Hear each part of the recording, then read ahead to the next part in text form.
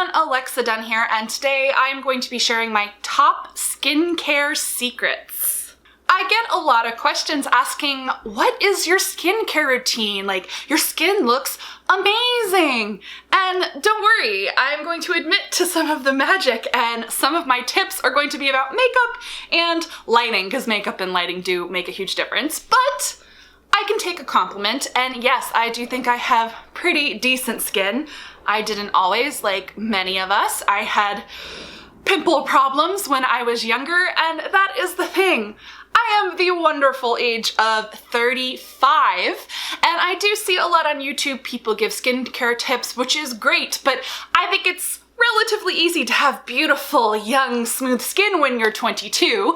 It is a bit harder once you get into your 30s. And I've been realizing as I'm getting older, and so are my friends, and you do kind of compare your skin with their skin, that I picked up habits in my teens and in my very early 20s that have made a huge difference. So that even though I only started doing some of these things that I'm going to talk about more recently, I changed up my skincare routine when I was about 32. That's when I started noticing the signs of aging. It's those early habits that have made the biggest difference. And so I want to talk about essentially these habits and my biggest tips and some of the products that I use so that you can maybe start to make changes in your skincare routine so that when you are 35, you'll look as lovely and glowy as me. Seriously, lighting helps a lot. So as I mentioned, I did have pimple problems as a teenager. Never anything as bad as cystic acne, which I know is a whole other can of worms, and I will link to down below a few creators on YouTube who have made really helpful videos about how they manage their cystic acne. But I had still pretty consistent problems, very oily T-zone, and I did see a dermatologist as a teenager to deal with these problems.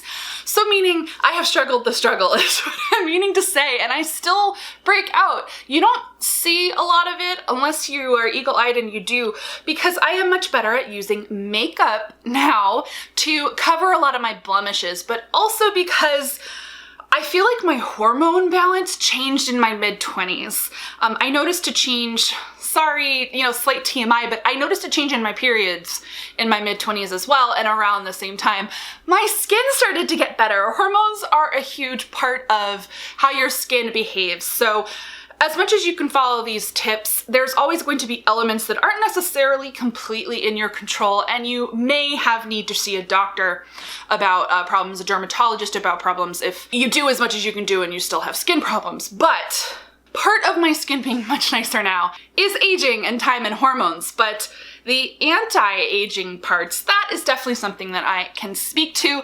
And the number one thing, the most important thing, guys, is moisture. Moisturizer. When I talk to friends of mine, women, who don't moisturize, it actually hurts my soul. Like, I feel pain inside for them, for me, for the universe, and sometimes they're my age, and that's when I especially cringe. Like, as your skin ages, you need moisture. Maybe you didn't need moisturizer when you were 22, but if you were 35, for the love of God, please moisturize. Daytime and nighttime, which we're going to talk about, different types of moisturizers. But even if you are younger and you think your skin is perfect and lovely, I'm telling you, having a moisturizer routine is the number one thing that is gonna keep you from aging horribly. And you want to start moisturizing before it is too late. Of course, I always moisturized through my teens because I had pimple problems, and I would slather on that 10% benzoyl peroxide Clearasil or Clean & Clear brand, and it would dry out my skin like hell, and so then I had to use moisturizer. And I did that dance of, oh, is this moisturizer breaking me out more? So I'm gonna tell you about my holy grail moisturizer products. I discovered both of these when I was 20 years old, so I have used them every single day for 15 years, though the nighttime one, not every single day, which we are going to talk about. They are both from the same brand, and they are both available to purchase from drugstores or Target or wherever you buy products, and it is Oil of Olay. Holy, holy grail. So this is my daytime moisturizer, which is UV 365 Daily Moisturizer with Sunscreen, very important, broad spectrum SPF 15, sensitive. I get the one for sensitive skin, but they have multiple, and this I believe was $11.99, probably because I live in Los Angeles and everything is more expensive. If you live in any other market, usually this is under $10. So I use this moisturizer every day, literally every day for 15 years. I find that it is the perfect balance of, it definitely moisturizes my skin. I feel my skin sucking it up. It makes it nice and supple and soft, but it doesn't feel too heavy or oily, which is really important, especially when there's SPF in your moisturizer. And there should always be SPF in your facial moisturizer. Sun care is a very important part of skincare, though we're gonna talk about sun exposure more later. But I also find that this particular moisturizer for my skin is a perfect base for makeup. I don't need to wear primer when I use it. It is my primer. I've tried fancy primer and it just doesn't sit on my skin nicely, maybe because of the moisturizer, but ride or die holy grail moisturizer. I have occasionally tried other ones, including more expensive ones, and nothing beats oil of Olay. Which brings me to my nighttime product, which is also oil of Olay. I discovered this again when I was 20, and I started using it because of my acne problems. I had scarring because I was a bad bunny and I did pick at my pimples. This is like the awkward confessions video, but I think a lot of us do it. So skincare becomes even more important to heal and clear our skin, to create a nicer canvas. So I started using Olay Regenerist Serum. The serum is important. There are a couple different Olay Regenerist products, and I use the fragrance free because I don't like putting extra stuff on my skin. I don't really need the smell. This is very expensive. At least it always has felt really expensive to me. This is 1.7 fluid ounces, and I think this was $30. Dagger in my heart. And let me tell you, especially when I was younger, in my 20s, I couldn't really afford this. And this was one of the things where my lovely mother would buy it from Costco and wouldn't make me reimburse her. Thank you, Mom. Because at Costco, I don't know if it's still the case, but for a very long time, you could get twice as much product, 3.2 fluid ounces for $30. But when you buy this from CVS or Target, it is really expensive. Now I just suck it up as a twice yearly expense. This tends to last me 6 months at a time. And I mentioned I didn't necessarily use this one every day for 15 years because every once in a while I would run out and I wouldn't be able to afford to buy more, especially in my mid-20s when I was at my first job paying off my student loans. And I could tell a difference in my skin when I stopped using this. So this is my nighttime moisturizer. Put it over my, I don't use an acne cream during the day. I only use it at night, partly because of sun exposure. We're gonna talk about that. And this just, I see a difference in if I do have any pimples, they clear up faster. There's less scarring. It helps with evening my skin tone, brightening my skin. Like, again, seriously, if I have one recommendation for you, it's moisturizer. Daytime and nighttime moisturizer is the biggest game changer in my humble opinion. Now that I've talked about moisturizer for like 8 minutes, we're going to talk about cleansing, washing your face. Now, logically in this step of things, washing your face comes first. Just moisturizer is so important that I wanted to talk about that right at the top in case people stop watching this video. But now we're going to talk about face wash, washing your face. Washing your face is a very important part of skincare. Again, I meet full-grown ass adults who don't wash their face or they use soap. Kill me. And now I understand very often these women, it happens I talk to women about skincare more than men, they don't have combination or oily skin. And I will say, having combination and oily skin and having pimple problems has meant that I had to develop a skincare regime because I can't just let oil sit on my face. I have to cleanse my face twice a day or it doesn't go well. And so I understand when you have normal to dry skin, you don't necessarily think you need to cleanse your face, please cleanse your face. So removing makeup, just dirt, especially when you live in a city, there's all sorts of crap that gets into your skin and your pores. It's just good to wash your face twice a day. Also because a good cleanser helps with pH balance. So much about skincare is balance in your face. I am not a doctor, so this isn't gonna sound super scientific, but the key is to use a combination of products that are formulated to your skin type does matter, but when you achieve good pH balance in your skin, that's how it looks even and glowy. I'm gonna talk about some of the other products I've used to achieve this, but my cleanser is a huge part of that. So for most of my life, I used over-the-counter drugstore brands.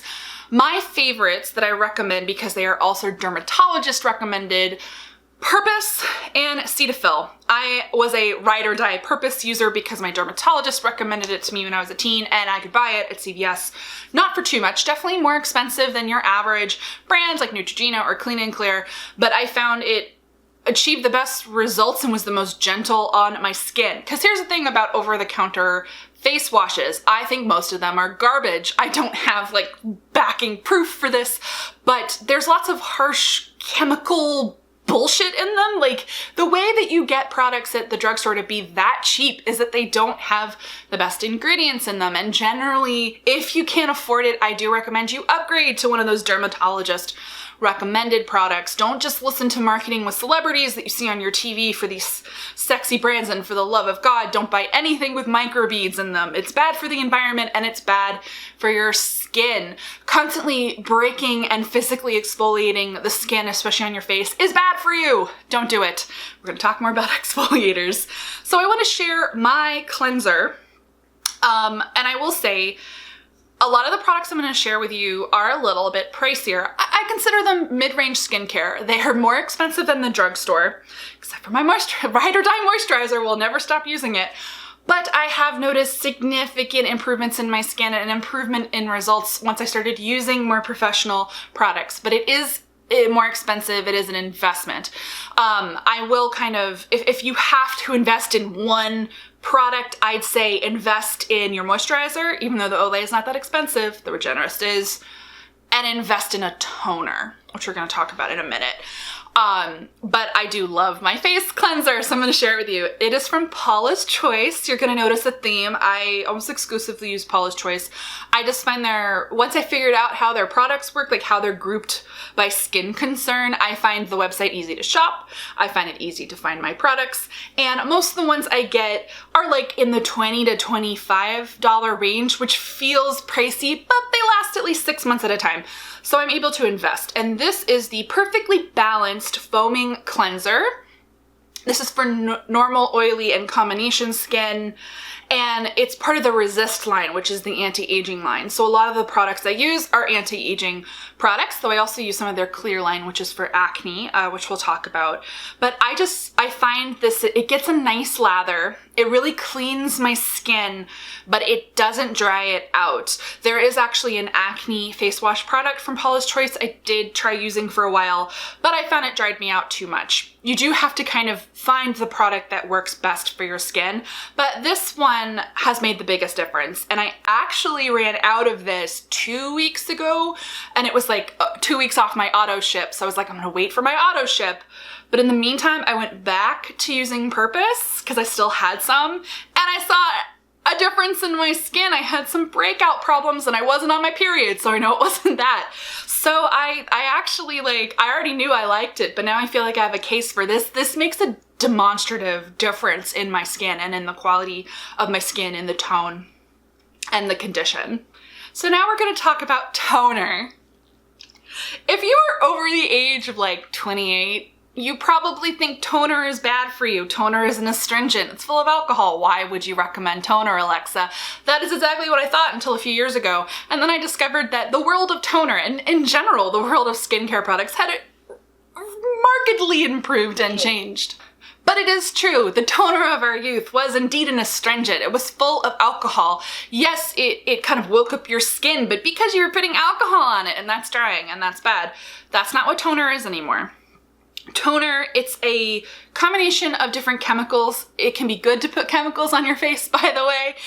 We're going to talk about that with exfoliators as well. And if you are a fan of anything like The Ordinary, that's all smartly using chemicals that you do need on your skin for skincare purposes. A toner, first of all, it cleans your face more. It removes even more kind of dirt and makeup. Toner comes right after you cleanse your face, after you wash your face. And I just use a little cotton pad to apply it. I can literally see the things coming off of my face. So I use this twice a day after cleansing, morning and night, immediately after cleansing, before moisturizer. And this particular one is from the Resist line at Paula's Choice. So again, that is the anti-aging line. And so this one minimizes enlarged pores, promotes firmer looking skin, and replenishes skin and smooths redness. And indeed, I find that it does all of these things. And these are things that a toner can do. The first ever Paula's Choice toner I used is actually, they have like a basic one that works for all skin types that is less expensive than this and comes in a bigger bottle, so you get more product. And that's actually my entry-level toner recommendation that I will link to down below, meaning I think any average person who wants to try a toner can try that one because it's like 20 bucks, you get more product and it works. The first day I used it, I saw a difference in my skin. Now, to really see a difference, you do have to use these products over a longer period of time. Like, no product is really a miracle overnight product, and yet, just toning once, I saw a difference specifically in some of the pores around here, which probably means I had dirt and oil in them.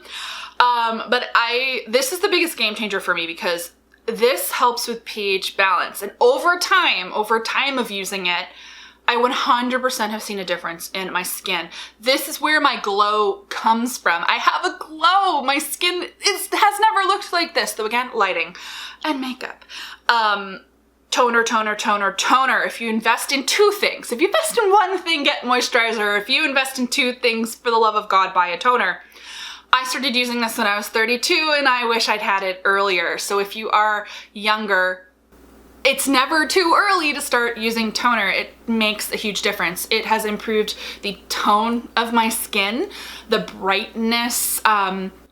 Redness is something that I always struggle with, but it's helped a bit with that, but really I use makeup to cover my redness, being perfectly honest. There's only so much that skincare products can do if you are prone to that, especially as you age. But generally, using this plus the chemical exfoliators, which I'm about to talk about, I think have made the biggest difference in how makeup sits on my skin, because makeup does sit on your skin differently when you have good skincare, and it's like this avalanche effect, the snowball effect, not an avalanche effect, it's a snowball effect for just looking fabulous.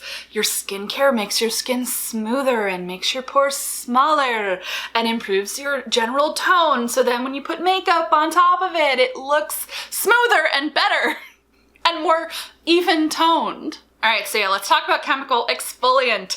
So those physical exfoliants, the microbeads, the scrubs, don't use them on your face, please. Most of them are just too harsh for your skin and you shouldn't be using them. And this smarter way to exfoliate, because exfoliation is important, especially when you get into anti-aging territory, but also if you have acne-prone skin, is a good exfoliant. But you want to use chemical exfoliants because there's all this smart science stuff that can basically slough off old skin and just make you look better. And so I actually own 4 exfoliants from Paula's Choice because I played a bit with the different kinds because they're all different. The one I've settled on as my holy grail is from the Clear line, so that is the anti-acne line.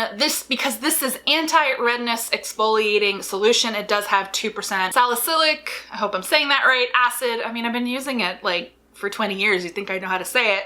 So specifically, this clears breakouts, unclogs pores, and visibly reduces redness, and I can say that I feel that's true.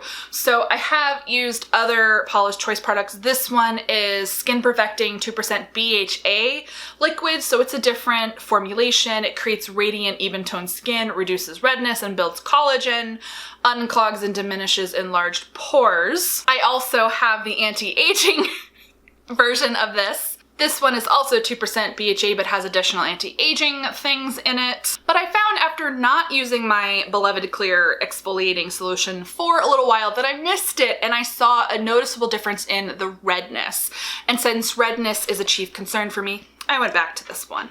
So the trick with exfoliators is that you do have to find the right one for your skin and for your needs. They do different things.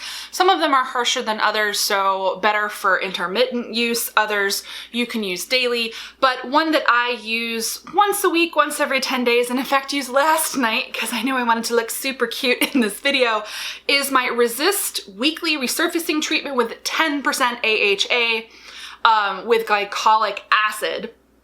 So this says it reveals dramatically younger looking skin and increases firmness and repairs damage.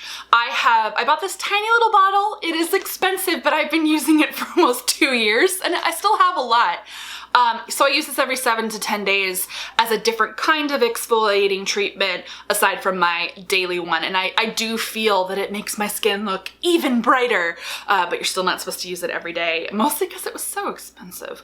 But this is definitely something that is a part of my routine.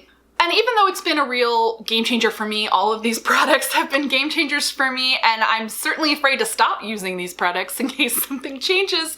Again, if you're price conscious, exfoliator, they can get very, very expensive, especially when you get into the realm of like retinol. Like there's all sorts of different chemicals that you can use that essentially perform the same function, and they can be very expensive. Some people can be particularly sensitive to them. You really have to use them sparingly. So this is a whole area that admittedly is a little bit scary, intense, and expensive. So this one is kind of a take it or leave it, even though I feel that it's been really beneficial to me. But that's why I'm thankful that Paula's Choice just like made this nice one that's good for daily use and told me that I could use it every day, and I tried it and I like it. Kind of makes it a bit easier. So the next thing I want to talk about is for people with pimple-prone skin. As I mentioned, from the time I was a teenager until literally just a few years ago, I was rocking that 10% benzoyl peroxide solution. I found that it was the only thing that really combated my pimples. Salicylic, if that's how you say it, acid, never really worked for me as like the solution to pimples. And I never went on anything more serious like Proactive. But then when I switched to Paula's Choice, I got a sample kit from their clear line, from their acne line, to try a few different products, which is how I ended up buying some of them, like the exfoliator and also this daily skin clearing treatment. At first I scoffed at it because I was like, this is only 2.5% benzoyl peroxide. You can't handle me. And this is the regular strength. They do have a stronger one. But by the time I was buying this, as I mentioned, my skin was a little better than it used to be. So I went with regular strength. But I gotta tell you, what I noticed in switching to this, to a gentler gel and using it every night, I don't use it during the day because these things, because of the chemicals that are in them, you can end up messing up your skin with sun exposure. And also I just didn't want to have something drying on my skin all day. I get the acne treatment out of this that I want. As I mentioned, I still get blemishes like all over here and here and here. You know, not so much on my forehead anymore. That doesn't happen. But I get the benefits without my skin being as dry. The 10% benzoyl peroxide was ravaging my skin essentially, and this has just been a lifesaver. And the thing for me is that this little container, I think I've also had this for 2 years. Lasts forever. So certain products, even though you have to invest a little bit more money in them, this is obviously going to be more expensive than buying Clean and Clear from the drugstore, lasts me 4 times as long for, and I think it's better for my skin. It feels like it's been better for my skin. Adding this into my routine does what I need it to do. And I actually don't have to wear it every night. And if I'm feeling really clear, I'll skip a day or two. But I really love this. But that is a secret to skincare, a step that you definitely need to have if you do have pimple-prone skin. But I think that the key is not nuking your skin with the 10%, but using this slightly more gentle solution. All right, now we're gonna move past the specific products and we're going to talk about kind of the holistic life habit stuff. Some of this is gonna sound really familiar to you, but you hear it all the time because it's true. And the first thing is water. So I drink an F ton of water. I always have. I just was raised in a family where we drink water. We don't buy soda or juice. My mom is very anti-juice, partly because of all of the sugar in juice, and I was not allowed to drink soda until I was like 10. I'm from that kind of family. Not like crunchy granola. I don't know if it's because my mom's cheap or what, but it worked out really well for me because I developed a taste for water. I love it. And I became accustomed to drinking a lot of it. And I maintain that habit. I have a cup of coffee in the morning and I have a soda with my lunch. I wish I could kick that habit. I should really work on it. It's just because soda at work is free. So I didn't drink soda at lunch every day until it was free before I drank water. But every other beverage I put into my face is water. And specifically at night when I come home, I pound so many glasses of water. I refill my Brita every day. Water is really important to me. And the more you drink, water's good for you. Internal moisture. It's just healthy for your body, period. It flushes stuff out of your system. And things that you put into your body impact your skin. Because we excrete, we sweat out all sorts of grossness. So on the subject of water, we're just going to talk about beverages. And one thing about having nice skin is not putting crappy beverages into your body. You really should be limiting coffee. Definitely soda, definitely juice, partly because of the sugars, and alcohol. Which brings me just to substances, and I will tell you one of the biggest things that has led to me having nice skin over time, aside from genetics and hormones and all this other lovely skincare, is I don't drink really at all, especially in my youth. I didn't get drunk for the first time till I was 25 years old. I am that person. Aren't I a drag? Or maybe I was 23. I was past college and way past the legal age of drinking. No drinking. I have never done a drug in my life. I know you think I'm boring. Just don't see the point. Don't care. And I've never smoked, ever. Never smoked a cigarette. And those are 3 things that age your skin. Even if you don't see it in the moment, they hit you in the ass 10 to 15 years later.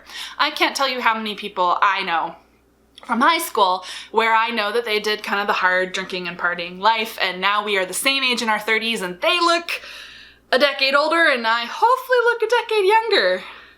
We try. No, it comes out in your skin.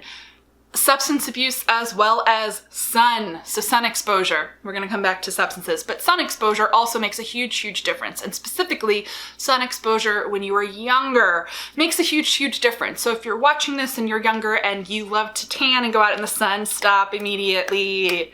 Well, and I hope you're wearing SPF all the time. You should always wear sunscreen to protect your skin, all of your skin, but particularly your beautiful face. As I mentioned, use a moisturizer that has SPF in it. Also makeup. Most foundation has SPF in it, and that is a good thing. Get that shit on your face. Protect your skin.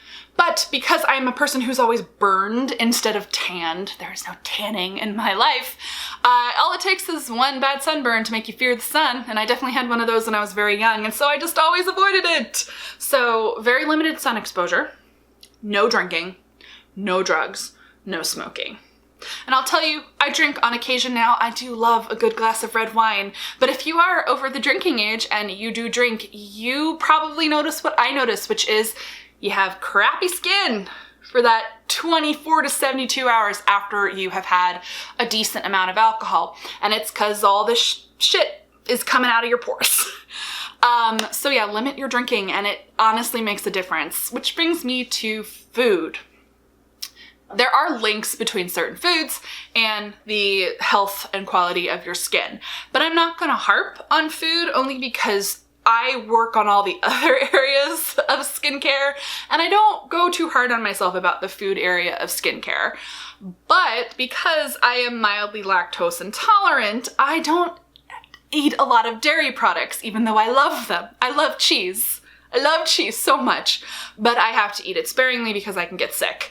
And they say lactose can impact your skin and make your skin less cute. So I'm like, oh, that's the other thing that happened in my mid-20s other than my hormones balancing out. I discovered I was lactose intolerant. I developed lactose intolerance. So that's worked out really well for me. Lactose is a big one, dairy products that I've heard.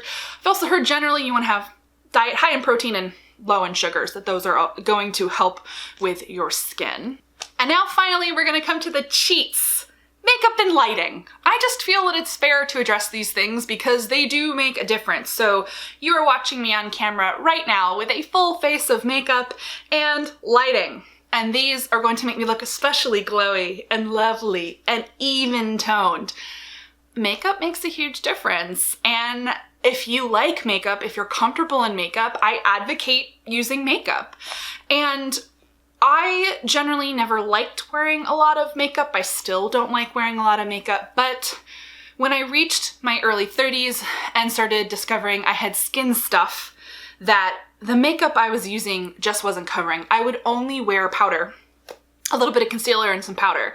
And I realized, oh shoot, I have to start wearing foundation if I really want to cover the redness. I've got redness over here and down here, which if you're around me long enough, my makeup always wears off around here and you start to see it. That if I wanted to have the even toned look, that I'd have to start wearing real makeup. And so we're gonna talk about the makeup that I use. So I have 2 foundation products that I have decided are my holy grail, that they give me the smooth, even tone that I want without heavy coverage. This is light to medium coverage. I don't like to wear a ton of makeup. I like the way that they sit on my face. I like that I was able to find a skin tone match in both of these brands, which was very important to me, but mostly I wanted them to be light and pretty easy to apply, but I needed them to more or less cover my redness. So the first one is Fenty. This is Rihanna's makeup line. I love this foundation, but I have combination skin, so I have oils. I've heard this is abysmal if you have dry skin. It's patchy and doesn't work as well for dry skin, and it was made for oily and combination skin. And it's supposed to have like blurring properties in it. You shake it up and it's supposed to blur imperfections, which I think helps a lot. But I find that it controls my oil all day and makes me look smooth and glowy and gorgeous. But I don't have it on right now.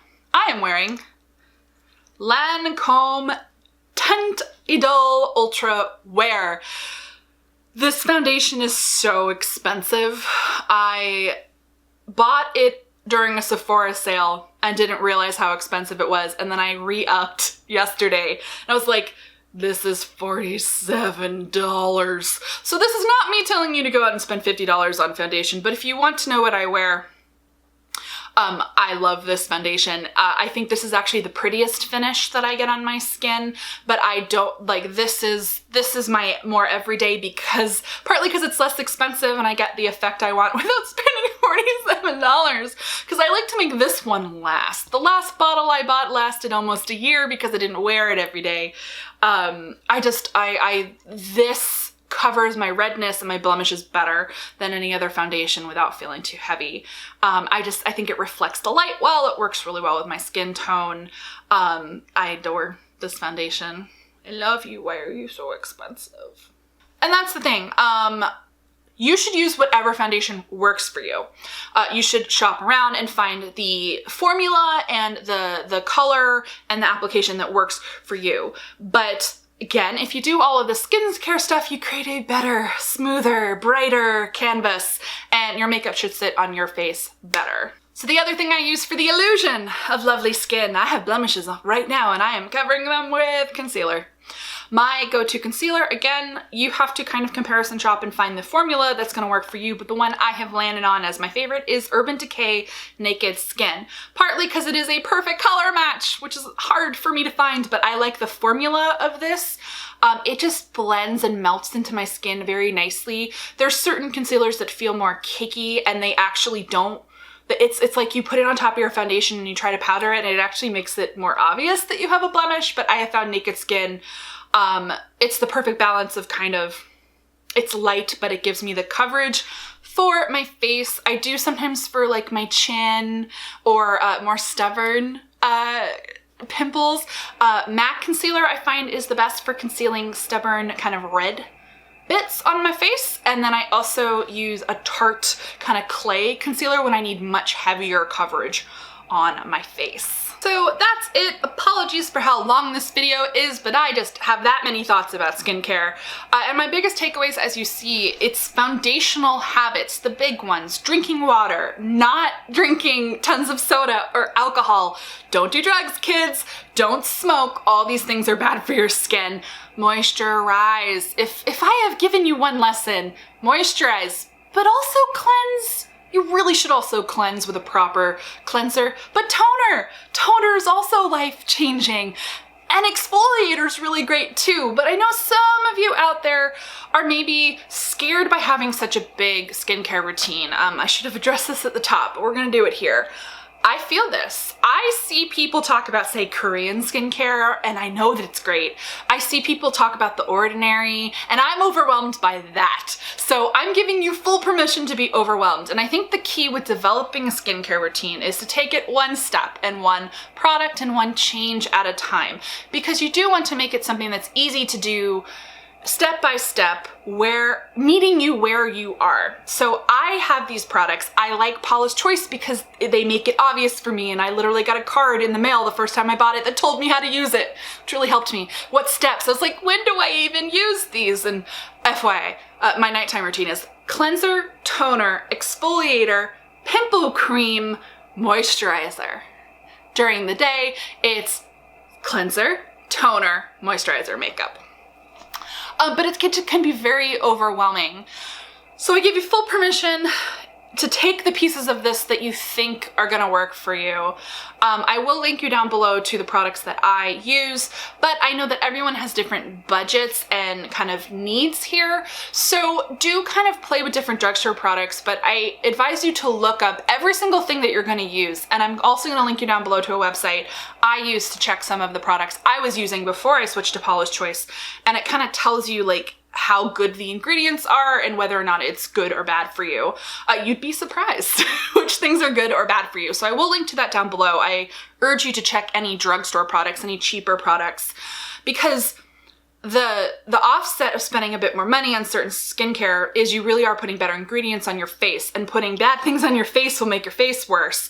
But spending an ass ton of money, it doesn't always equal better. It's kind of like wine. Just because you spend a ton of money on wine doesn't make it better wine. Did you know the sweet spot of expensive wine? That you really shouldn't spend more than $30 on a bottle of wine? I kind of feel that way about skincare.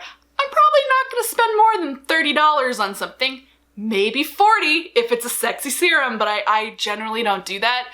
And another thing I do like about Paula's Choice, not to proselytize, it's very easy to buy samples from their website, which is what I did for a ton of these. I bought a $1 little sampler and tested the things before I sunk more money into it. So I hope this gave you some tips. This is how I do this, but also you can't forget, as I mentioned, the things that are out of your control, which include your environment. Living in a city, I actually get more crap in my skin. I do have to do more to counteract that, more skincare, pollution, but also genetics, hormones. There are all sorts of things that go into your skin, but these are my habits, the ones I formed in my youth that have made a big difference. I think the biggest one is moisturizing. If I hadn't been moisturizing this whole time, moisturize me. I think I'd be in a different position, but I have minimal lines, all things considered, for my age in all of the key places because moisturizer. So give this video a thumbs up if you liked it. Honestly, I'm always happy to talk about skincare because I'm really passionate about it, taking care of your skin and your body. And if you're not already subscribed to the channel, go ahead and do that, though I mostly talk about books and writing, but sometimes skincare. Thank you so much for watching, guys, and as always, well, happy skincare.